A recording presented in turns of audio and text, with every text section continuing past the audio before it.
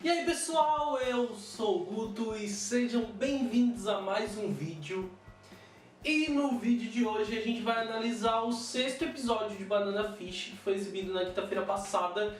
Então logo no começo do episódio eles chegam a Cap Code e logo de cara o Wade e os outros se surpreendem com a beleza do lugar. É claramente uma cidade pequena, uma zona meio rural assim, mas tem uma paisagem muito bonita e eles vão direto a um bar. Onde assim que o Ash entra ao bar, a moça que está no balcão, ela reconhece ele e se surpreende com a presença dele ali e ela chama por Jean. Essa moça é a Jennifer, ela é a nova esposa do pai do Ash, que seria o tal do Jean que ela chamou nos fundos do bar. A Jennifer foi caracterizada no anime com características bem parecidas com a do mangá. E a voz dela aqui é uma voz tão suave e doce que deixou a personagem... Eu acho que entregou bem o que a personagem é, porque ela é o tipo de personagem que tá ali tentando amenizar os problemas. E ela fora os amigos dele que têm acompanhado ele, ela é a única pessoa que meio que veio de fora, que apareceu de repente e que não foi hostil ou não teve nenhum tipo de problema com o Ash. Um homem com barba sai dos fundos do bar e ele também se espanta ao ver o Ash.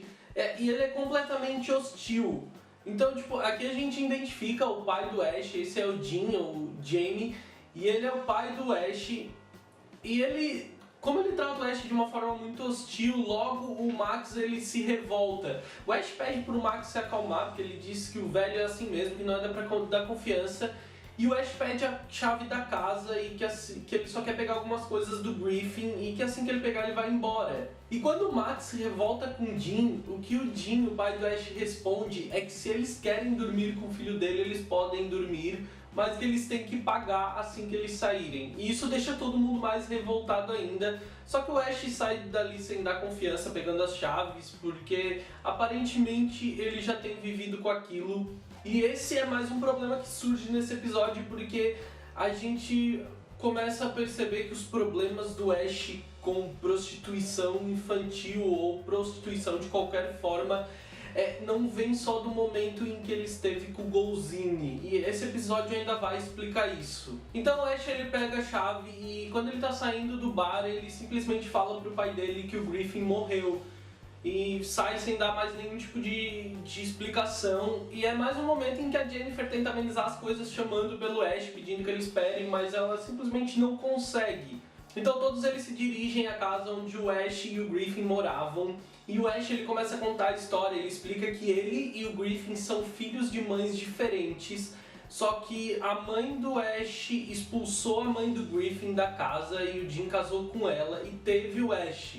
Só que assim que o Ash nasceu, a mãe do Ash trocou o pai dele por um outro homem e também abandonou eles. Então o Jean, o pai do Ash, passou a viver com a Jennifer no bar e ele e o Griffin passaram a viver sozinhos nessa casa.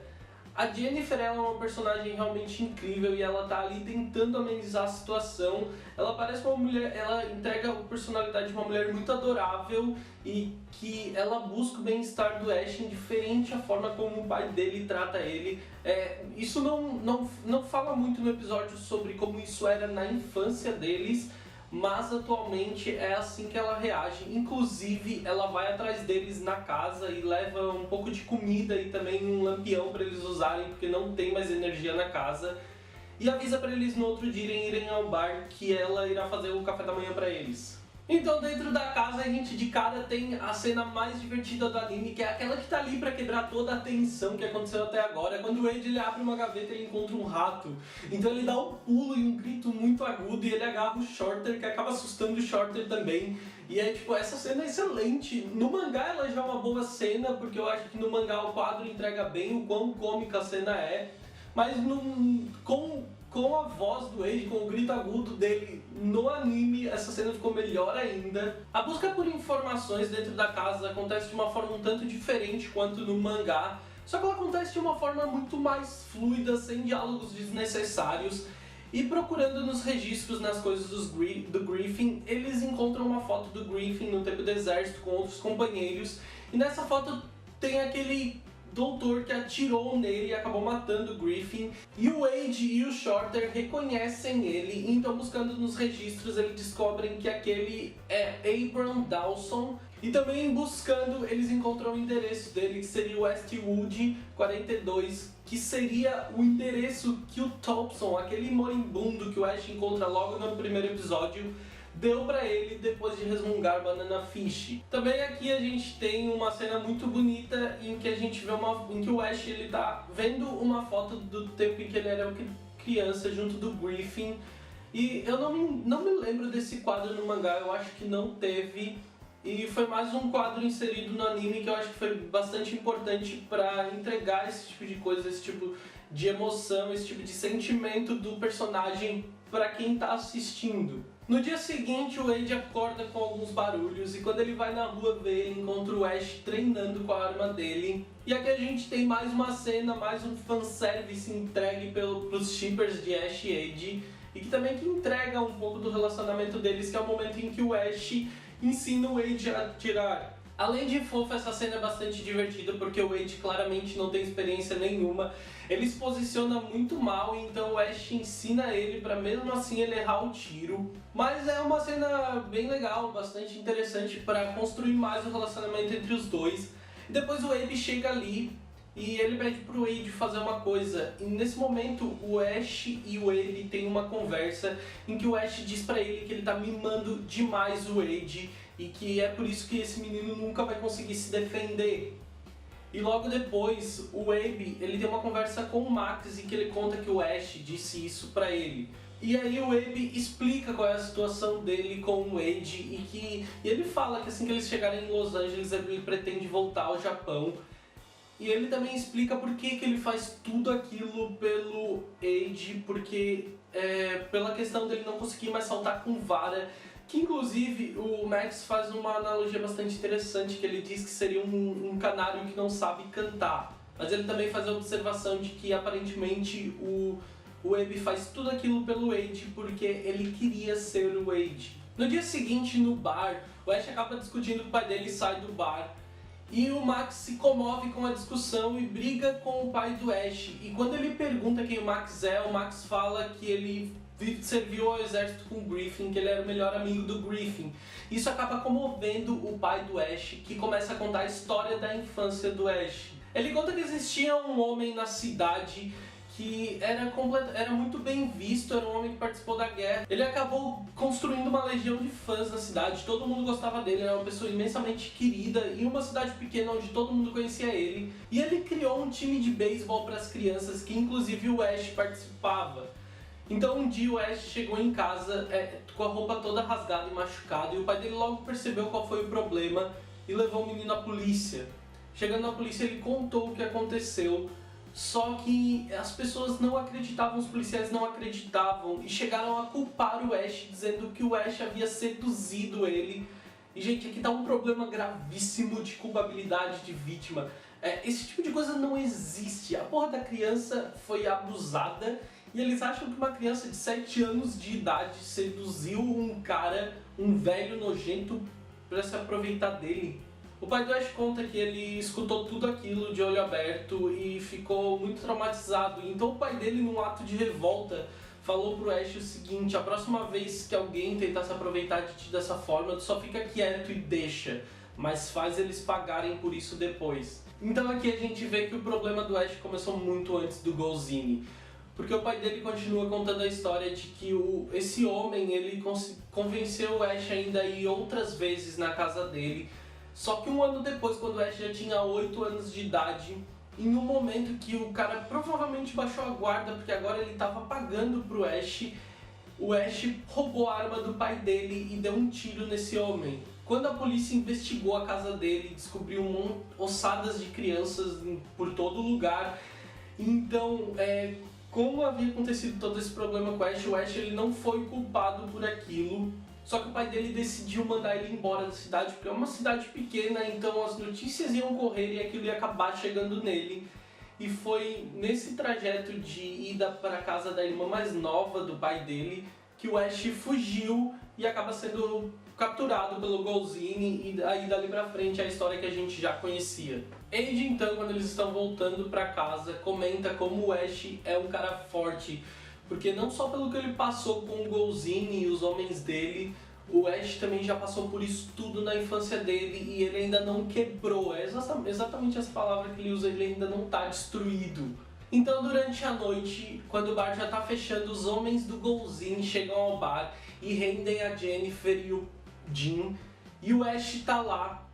E com a ajuda dos amigos dele, mesmo sendo rendido, o Ash consegue derrotar os homens do Golzine, ele atira em um deles e o Shorter corta a garganta do outro. Que inclusive as cenas dessa luta que acontece dentro do bar, eu acho que é uma cena bastante pesada assim, porque é tipo, a cena do Shorter cortando a garganta do homem é bem explícita, mas eu acho que o anime precisa daquilo, a cena precisa dessa intensidade.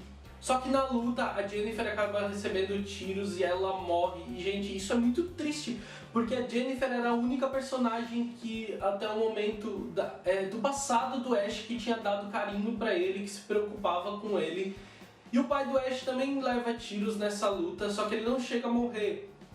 E então chegam as pessoas e o pai do Ash manda que eles vão embora, que ele vai receber a culpa por tudo aquilo, vai dizer que eles tentaram invadir o bar, tentaram roubar o bar e ele conseguiu matar eles, e pede que o Ash vá. E ele pergunta então pro Ash se esses caras, se foram eles que mataram o Griffin. E quando o Ash responde que sim, ele diz que então o Ash tem a benção dele, que é pra ele vingar o irmão. Então a gente tem nesse final de episódio mais uma cena triste do Ash, porque, meu Deus, parece que precisa sempre.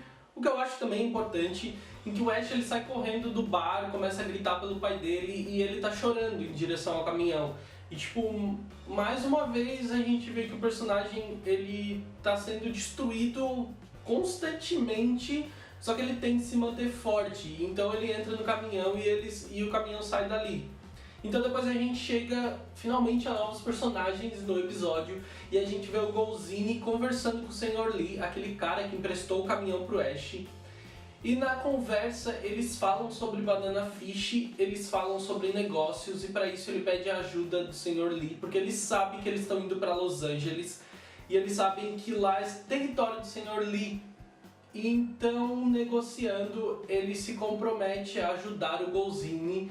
E ele diz que vai pedir ajuda diretamente ao Yut Lang, que seria o dragão da lua, que a gente vai acabar conhecendo mais pra frente, mas que é um dos grandes problemas que aparentemente o Ash vai ter dali pra frente. Então, depois de passar um bom tempo, em torno de uma semana, depois de passar vários dias, eles parecem não ter chegado a lugar nenhum e eles estão tentando chegar a Los Angeles. Aqui, o pessoal da comunidade Banana Fish BR, o pessoal do grupo de Banana Fish que leu o mangá ficou muito triste porque é uma cena em que o Ash e o Shorter roubam galinhas de uma casa e correm atrás de galinhas para eles poderem se alimentar.